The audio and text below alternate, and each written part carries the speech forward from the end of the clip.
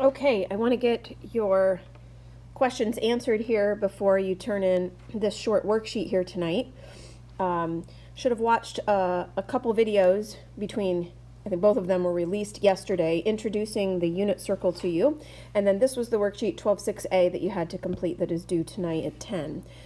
The big takeaway from the unit circle is you have basically these 16 points that are all around the outside edge of the circle at various angles that we know make these, special right triangles.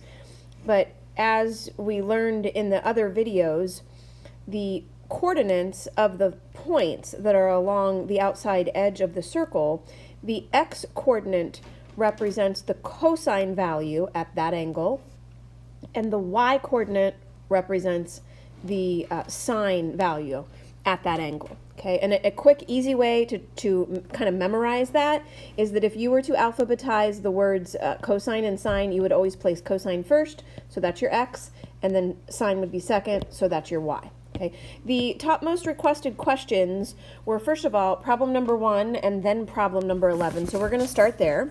Okay, the idea is you would have a completed unit circle placed in front of you to look at to answer the questions on this worksheet. Okay, and they're going to give you an angle, and the angle, if it's not one of the 16 angles that are kind of around the outside edge of this circle, then it's definitely a coterminal angle to one of those 16 angles, and you should figure out where it's going to land. So let's start with number 1. Number 1, you'll notice the angle that they give you is a 900-degree angle. Okay, that's not an angle that you would initially see in your unit circle, but we know that we could probably figure out the coterminal angle to that. We're probably going to have to subtract 360, maybe even a couple of times, until we get it to fall on one of those 16 angles that are in the triangle. And if you're ever wondering, like, well, what if we're given an angle and then, we subtract or add 360 and it doesn't fall on one of those 16 points? Right now, that will happen every single time. Okay, so what this is telling us is okay, we are basically going to be looking at the angle of 180 degrees. That's where you're going to go on your unit circle. Now, let's look back at what this is asking. And I did tell you guys we're not doing anything with tangent or cotangent until we watch the next video, but we're going to be practicing this first, okay? So sine is always the y coordinate, okay? Cosine is always the x coordinate. Okay, at this point, you should be comfortable with the fact that cosecant is the reciprocal, okay, that's going to be the reciprocal of sine, and then secant is the reciprocal to cosine, okay? So let's go back. We're going to look at 180 degrees on the circle, and if I'm going to grab the sine value, I'm going to be focusing on grabbing the y coordinate at 180 degrees. So I'm coming over here to the unit circle. The value of sine should be this y coordinate of 0, and while I'm here, I'm going to go ahead and grab the x coordinate, because that's going to be cosine is -1. Okay, so I'm having to scroll, but you could have this in front of you here. We said the y coordinate was 0, and the x coordinate was -1 at 180 degrees. Okay, now, in order to answer cosecant and secant, you're going to have to do the reciprocal. So you need to say to yourself, well, how would you make the number 0 look if you were going to write it as a fraction? And really, to make any number look like a fraction, you're going to place it over top of 1. Okay, so 0, I know it looks weird, but to write it as a fraction, it would be 0 over 1.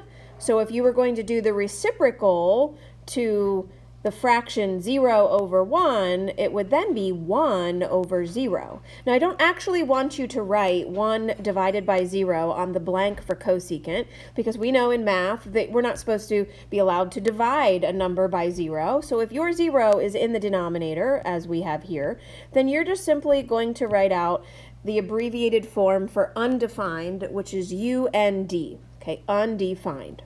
Okay, now we're going to do the same thing. Cosine, -1. If you write it as a fraction, it would be -1 over 1. Now look at what happens when we do the reciprocal of -1. We put the +1 in the numerator, we put the -1 in the denominator, but look at what that fraction still is.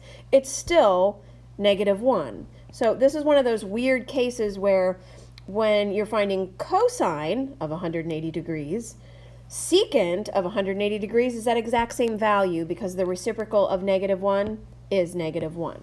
Okay, I'm going to jump down to problem number 11 because that was the next most requested problem. Again, you'll notice the angle they give you is a 450 degree angle. That's not an angle you're going to see in the circle. But all you're going to do is you're going to take 450 degrees, you're going to subtract 360 from it, and that's going to tell you where you should be looking on your circle. So when you're asked for secant of 450 degrees, that's actually the same thing as asking you for secant of 90 degrees. Okay, now there's a couple of things you're going to have to do here. You're first going to have to say to yourself, well, wait a second, what is the reciprocal partner that goes with secant? Well, secant is the reciprocal of cosine. Okay, so we're going to say to ourselves, okay, now cosine is the x-coordinate of the point. Okay, so a couple things here. When we flip back to the unit circle, you're going to find 90 degrees, and then you're going to focus in on the x-coordinate of 90 degrees. Okay, but you're not going to write down the x-coordinate because this problem is not asking for cosine at 90 degrees. It's asking for secant at 90 degrees. So when you see that x-coordinate on your circle, you're going to then need to do the reciprocal of that x-coordinate. So let's go back and take a look at the circle. We can see up here at 90 degrees, oh, look at what the x-coordinate is. It's 0.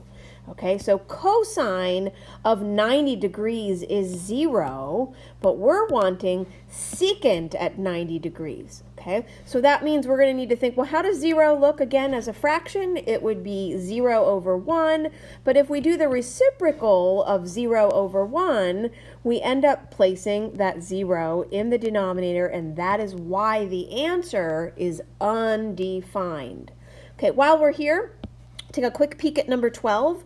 It is asking you to go to the circle at 240, which is clearly an angle you can automatically go to on the circle. Okay, but again, this is a cosecant, so you have to say to yourself, wait a second, cosecant is the reciprocal of sine, and sine is the y-coordinate on the unit circle. So you're going to go to 240, you're going to glance at what the y-coordinate is, but then you're going to need to do the reciprocal of that. So let's go to 240 on the circle. Okay, right over here is 240. Now I'm going to grab the y-coordinate. Now the y-coordinate is negative square root of 3 divided by 2. Okay, but I want to write that down as the reciprocal. Now, when we were just doing right triangle trig, I wasn't making you guys get rid of the radical from the denominator, but when you work with the unit circle, it is common practice that that is what you need to do. So I do not want you to simply write down for number 12 that the answer is 2 divided by negative square root of 3. I want you to multiply by the square root of 3 in the bottom and the square root of 3 in the top. If you do that, when you multiply across the top, you get 2 square root of 3. And when you multiply across the bottom, the square root symbols are going to cancel each other out here, and you're going to be left with 3. And it looks like I had this problem wrong, which may be why some of you were asking about this. I see this now, that on the answers, it does not have that as a negative. I want to just look back and make sure I did that right, that the y-coordinate at 240 is negative. Yeah, absolutely. It would definitely be negative. It's in quadrant 3. So that's my bad on that one. I apologize. And hopefully I've answered enough of your questions that you guys kind of get the gist here. I'll just do one part to number 3 without doing the whole thing. This one is asking you to go to 135. I'm going to start with sine, which is the y-coordinate. I'm going to go back to the circle, back to the circle at 135 degrees, okay, and I'm going to grab the y-coordinate, which is square root of 2 over 2, okay, so that's what I'm going to write down, square root of 2 over 2, but when I do the cosecant and I'm doing the reciprocal, be careful, don't write down 2 over square root of 2. You can do that off to the side, but then you need to work through how to get rid of the square root in the bottom. You got to multiply by the square root of 2. And after you do that, then you notice that, oh, well, then we can cancel these 2's, and that is why for cosecant of 135, the answer is just square root of 2 because those 2's cancel. Okay, same idea with going up to the circle and grabbing the cosine value and then doing the reciprocal there. Okay, let me know if you have any further questions.